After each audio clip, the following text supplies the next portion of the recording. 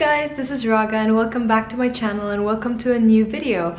So many of you have been suggesting to me to make videos about the Step 2 CS, and the reason that it took a while before I started making a series on the Step 2 CS was because I had to finish the videos about the Step 1 and the Step 2 CK, both with regards to preparation and as well about the exam experience itself. And I finally decided to film this video about the Step 2 CS, both with regards to the preparation as well as my exam experience.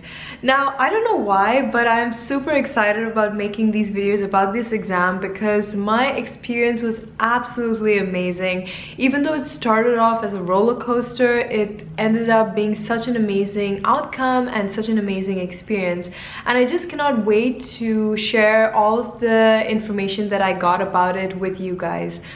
Now, another reason that I probably am excited to talk about this is because I felt like the Step 2 CS preparation and exam experience was very confusing for me, and I had to do a lot of research and talk to a lot of people in order to understand how exactly I should prepare for it to get the best outcome and the best preparation for the exam, and also about the exam itself and how the exam would be. So obviously in this video I'll be talking purely about my preparation for the Step 2 CS, and then in a later video I will also talk about my Step 2 CS experience itself, and that will also be quite an interesting video to make.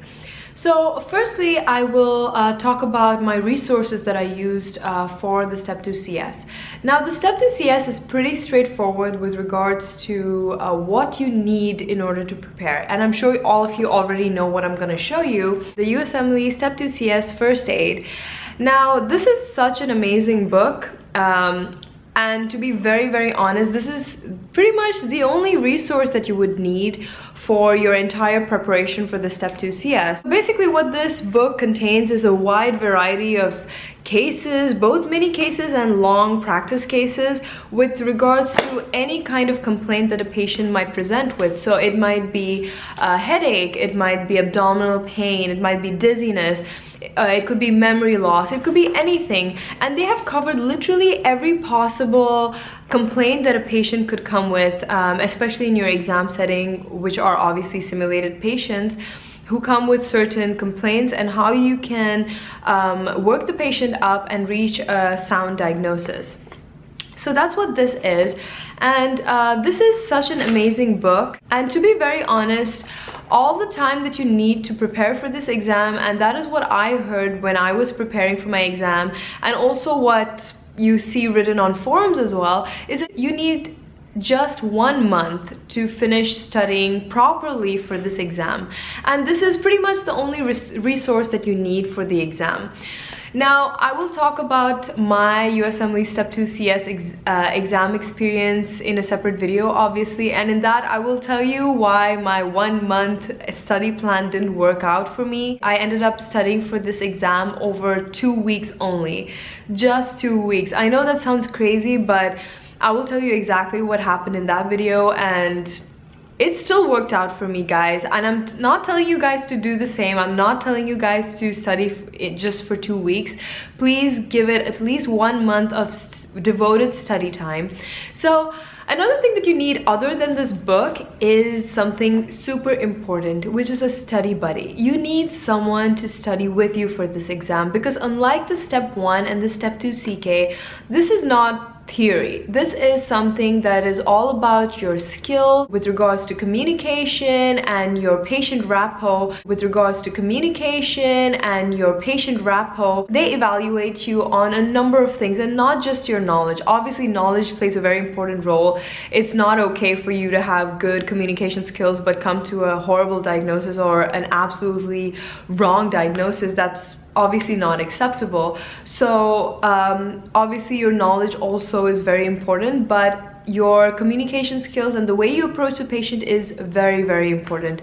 So it's absolutely crucial that you have a person with you. It can be a friend, it can be even someone that you don't know and who also is studying for the Step 2 CS, to study with you every single day and practice with you. The reason you need the study buddy is so that you can take turns to change and reverse roles. So in one of the settings, you can be the doctor, you can play the doctor, and your friend can play the patient. And he will obviously probably choose one of the cases from this book, have this book with him, and tell you what his complaints are. And like that, you will start training yourself to ask questions to your patient. You have only about 15 minutes in each station to ask all the questions you need to ask, and examine the patient and also counsel the patient, because counseling is such an important part of your patient encounter in the Step 2 CS exam. So obviously you need to decide which state you want to do your Step 2 CS. So the Step 2 CS can only be done in the US. You cannot do it outside of the US. So if you are studying abroad, you're an international graduate, you have to fly to the US for this exam. It's also good if you can plan your Step 2 CS at the same time that you plan to do some US clinical experience, so that you can be there in the US and not waste too much of your money to fly twice to the US, once for clinical experience and once for your exam. And that's exactly what I did. When I took the exam this March of this year, I made sure that the exam date fell during the period that I was there for my US clinical experience. Now, there are many states in which you can take the exam. You can do it in Texas, in Chicago, Pennsylvania, Los Angeles, and I think Atlanta, and I think I'm missing one more. But there are so many places that you can take the exam in. I took my exam in Chicago, and I feel Texas is by far the most difficult state to book your exam in, because they don't have dates months in advance. It's that popular a state for the Step 2 CS. Don't ask me why. I have no idea why it's such a popular state for the Step 2 CS, but it is. I think Chicago is the second most popular state, because even I had a super tough time to schedule my exam.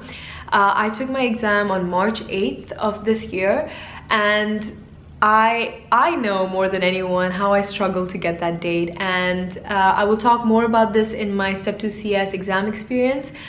But yeah, it was crazy. But when I went to Chicago, obviously I had a month of US clinical experience that I had arranged there for myself for 1 month. So when I was there, I started studying, and the problem is, because I was in a new city, I didn't know anyone who was also studying for the Step 2 CS. I was studying by myself. So what I would do is I would read the cases and the symptoms that were mentioned in a case, and I would try to act like I had a patient in front of me, and I used to talk to no one and try to practice with myself. Now that's fine too if there's a day, or if there are days where your study buddy or your friend is not available to study with you. But obviously it's much better if you have someone to play the role of the patient. So when I was in Chicago, I had no idea how I could find people to study with, but through a friend who was also doing his clinical rotation there, he told me that there were many students that he had met in a certain study center there, and because of him I found these new group of people who were also studying for the Step 2 CS, and that was a godsend. I was so happy, and I was able to study with them. I actually found, initially I only found people whose exam was much earlier than mine, so they were having their exams on the 1st of March or 2nd of March, so that was a week before my exam date, and that was, to be honest, that wouldn't really be easy, because they would want to study in a more different way as their exam comes closer when compared to me when I have longer to prepare. So eventually I did find someone who had his exam a day after my exam, which was perfect. So his exam was on the 9th of March and mine was on the 8th of March. So we ended up studying every single day together. We would change roles. We would, I would be the doctor once, and then he would be the patient, and then we would switch roles and do that every single day after we were done with our rotation in the mornings. Now, during that 1 month that you prepare for the exam, make sure that you completely finish this book. Finish all the cases that are there in this book, because that is so important. you need to know how to deal or approach different kinds of presentations and different kinds of presenting symptoms. So it's so crucial that you finish all the cases here so that you know how to approach any patient with any presenting symptom. There's also something that I did, which I learned from the friends that I met there in Chicago. They showed me different ways by which you need to prepare, and that one way was flashcards. Now, flashcards are very important, and there are two reasons for that. The first one is, let's say a patient presents with dizziness. Now, when you're approaching a patient like that, you need to ask such specific questions with regards to his dizziness only. You cannot go and ask questions that are totally unrelated to dizziness. It is gonna make you lose time from your 15 minutes. And 15 minutes might seem like a long time, but it is nothing. When you have to take a detailed history from the patient, you need to do a quick examination and counseling, 15 minutes will just go away so quickly. So these flashcards and these acronyms that you make on the flashcard become so important and vital when you want to remember what points you need to ask the patient about with regards to his specific symptoms. So obviously, as you can see here, I have many flashcards for different symptoms, for different presenting symptoms, and I will show you some of them so you can get a small glimpse of what you're supposed to do. And by the way, guys, these acronyms can be found online very easily. They are all just write step 2 CS acronyms on Google and you will get all these acronyms. So it's super easy. The second reason why you need to make these flashcards is because on the exam day, you get one piece of paper per case and you need to quickly divide the paper into 4 parts so that you can organize your information that you're getting with regards to the history and examination. So usually you divide the page into 4 and you write the alphabets of the acronym that you are memorizing for that patient. And I will give you examples. Now, usually once you ask questions about a presenting symptom, then you go into history of presenting illness. So there are certain things that you have to ask the patient without fail, like past medical history, allergies, medications. So obviously these are things that many of us might think, oh yeah, we know that. But in that stressful situation, you might forget 1 or 2 points and that will hurt you with regards to your score. So it's important that you ask everything. So let me show you the first one. So this is the first one, as you can see. So this is PAM-HIT-FOS. So PAM-HIT-FOS is an acronym for History of Presenting Illness for an Adult Patient. So for example, P stands for past medical history and past surgical history, A stands for allergies, H stands for previous hospitalizations, and so on. And then you have acronyms for specific presenting symptoms. So let's say you have a pediatric patient who presented with fever. So obviously here you have something called fever cuts.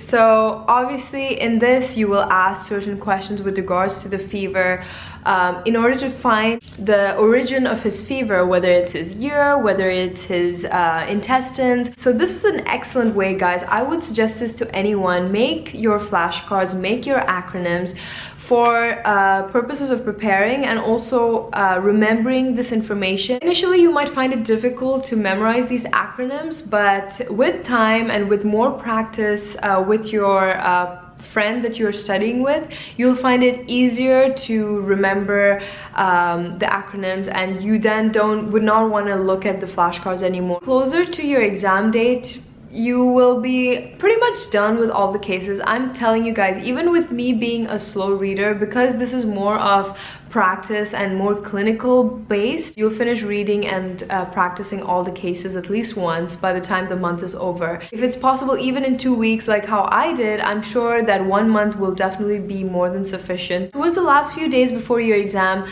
try to look up and revise these acronyms, just because even if you remember them, you just need to make sure that you know all of the acronyms and that you've not forgotten or missed out even a single alphabet from the acronym, and just prepare yourself for the exam. So with regards to how much time you need to prepare each day, It just varies. Because it's a clinical exam, it's more practical and you're practicing actively with a friend. You can only be with the patient for 15 minutes. That's all the time you take per case, and then you switch. You can sit down with your friend and divide the cases into many groups and decide how many cases you want to do per day, depending on how much time you guys are planning to take to prepare for the exam. And make sure that you divide it in such a way that you leave the last 2 days before the exam free, just for you to repeat or redo certain cases and look at your acronyms again. And there's an app for the iPhone that you can download, which is called the CS Timer. It's a free app and you can just download it and use it to time yourself when you are practicing with your friend. Another thing that you guys should definitely practice is typing. If you go on Google, if you just write practice notes for the Step 2 CS, they will give you these templates where you can type in all the information, and it looks exactly like what they provide you in the exam. So just open that page up, and once you're done with your encounter with your patient, which is your friend, you go to your laptop or your computer and start typing, because typing can also be quite tricky because you have only 10 minutes to type once you're done with your patient encounter. So you need to make sure that you're able to write down all the details of your history, your examination, investigations, down in 10 minutes. Obviously, typing on a laptop is much quicker than when you're typing on a regular old school keyboard, because the keyboards can slow down your speed a lot, especially if you're not used to it. So what we did and what I did is I used to go to a study center in Chicago while I was preparing, where they had these keyboards that you could borrow, and you could just attach the keyboard to your laptop and type on that keyboard, so that you get used to typing very quickly on that keyboard, so that on the day of the exam you still can maintain the same speed, so that you can finish all your notes in the given time, which is 10 minutes.